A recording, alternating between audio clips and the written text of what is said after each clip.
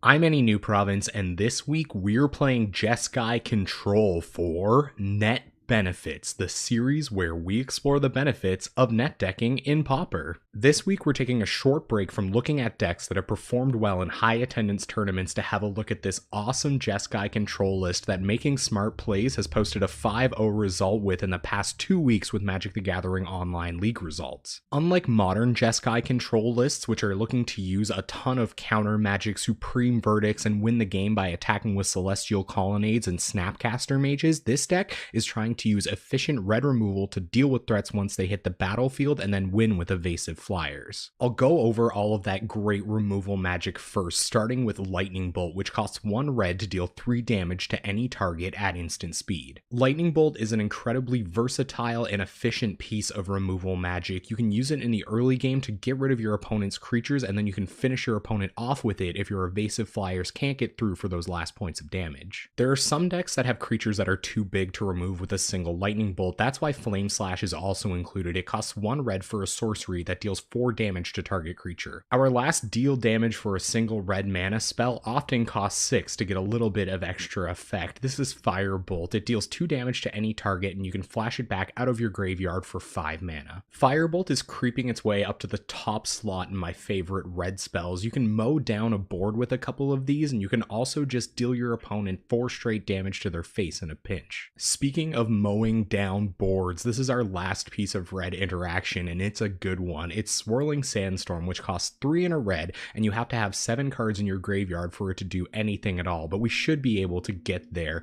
If you have 7 cards in your graveyard, Swirling Sandstorm deals 5 damage to each creature without flying. While this isn't a Wrath of God, and it is a little bit worse against Delver-based decks, Swirling Sandstorm does an excellent impression of a board wipe, and we're going to be hoping to use it to that effect very often. This deck is running some non-red interaction as well, because occasionally you need a catch-all removal spell like this one, Journey to Nowhere. It costs 1 and a white for an enchantment, and when it enters the battlefield, you exile target creature. If it leaves the battlefield, you return the exiled creature to the battlefield under its owner's control. It always feels good to have some Journey to Nowheres in your deck for things like Gurmag Anglers or Ulamog's Crushers, but it also feels good when you can recur permanents. Sometimes the creature that's hidden under the Journey to Nowhere isn't as high value for your opponent anymore. You can pick up your Journey to Nowhere and recast it on the thing that actually matters. Our final bit of targeted interaction is Serrated Arrows. It costs 4 generic mana, and when it enters the battlefield, it gets 3 arrowhead counters. At the beginning of your upkeep, if there are no arrowhead counters on Serrated Arrows, sacrifice it. We're going to try to recur this permanent as many times as we can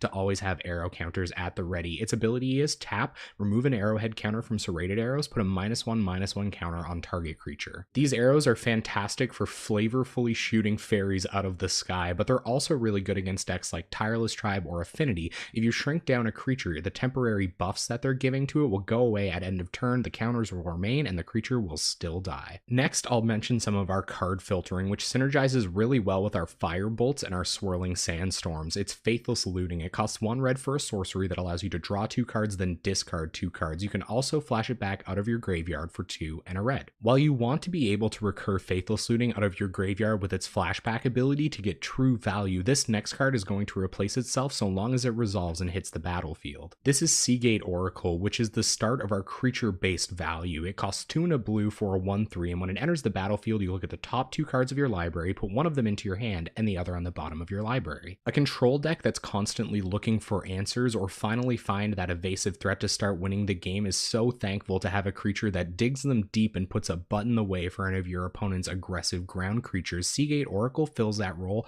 perfectly. Next, we have Cortazar, one of my favorite recent downshifts that filters cards excellently and does not ask much of you to leave a body around afterwards. Cortazar costs 2 and a blue for a 1/3 Vigilance. When it enters the battlefield, you look at the top 3 cards of your library, then put one of them into your hand and the rest on the bottom of your library in any order. That's pretty great on its own, but you do have to jump through the hoop of paying white mana when you pay the 3 to cast it, or else you have to sacrifice it when it enters the battlefield. We're also running Lone Missionaries, which cost 1 and a white for a 2/1, and when they enter the battlefield, they gain you 4 life. The The first time you trigger this ability, it probably doesn't feel that great, but it does allow you to get value off of your other creatures that recur permanents. You're hoping to just keep gaining life, get out of reach of your opponent's aggressive threats or burn spells. Next is a single copy of Palace Sentinels. It costs 3 and a white for a 2/4, and when it enters the battlefield, you become the Monarch. That means while you're the Monarch, you draw an extra card on your end step. If someone who isn't the Monarch deals damage to you, they become the Monarch and start getting to draw the extra card instead. Becoming the Monarch early can completely steamroll some decks in card advantage, especially in a deck like this where we're drawing into so much efficient interaction.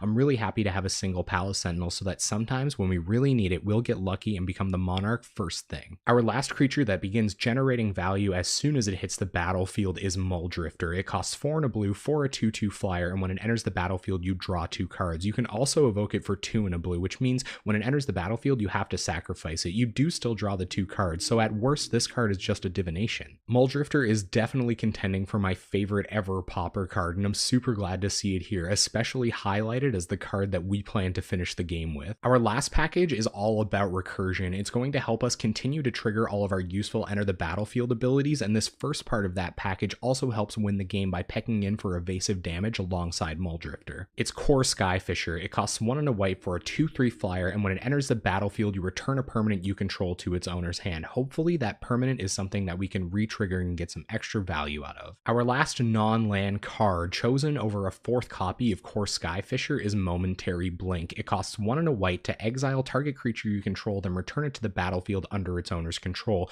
You can flash this back out of your graveyard for 3 and a blue, furthering that synergy with Faithless Looting. I love seeing one-of inclusions like this, especially replacing the 4th card in another package like Core Skyfisher. I think Momentary Blink is so smart. Sometimes you don't need the extra flyer, you just have to re-trigger something twice, and you can do it with this card perfectly. Even if you have to pitch it to a Faithless Looting, you can still get a one-time effect. It's just another added layer of excellent tuning and synergy. Alright, let's talk about this mana base. First, we have 4 copies of Ash Barrens, which will help us go find basic lands, because you can pay 1 and discard it to go search your library for any color you're looking for. It's great because we're going to be leaving a mana to cast things like Lightning Bolt or Momentary Blink, so having an extra mana lying around on our opponent's end step isn't too much to ask for. Next, we have our Karoo lands. We're running 6 in total, which is a ton. I don't know that I've seen more than that in anything besides something like an Esper Familiars list. Each of them enter the battlefield tapped. When they enter the battlefield, we have to return a land we control to our hand. When Azorius Chancery becomes untapped, you can add blue and white with it. You can add red and white with Boros Garrison, and you can add red and blue with Izzet Boilerworks. Along with our Ash Barrens to tutor up the colors we need, we're also running 6 Pauper fetches in 3 Evolving Wilds and 3 Terramorphic Expanse. They're functionally the same. You can tap them,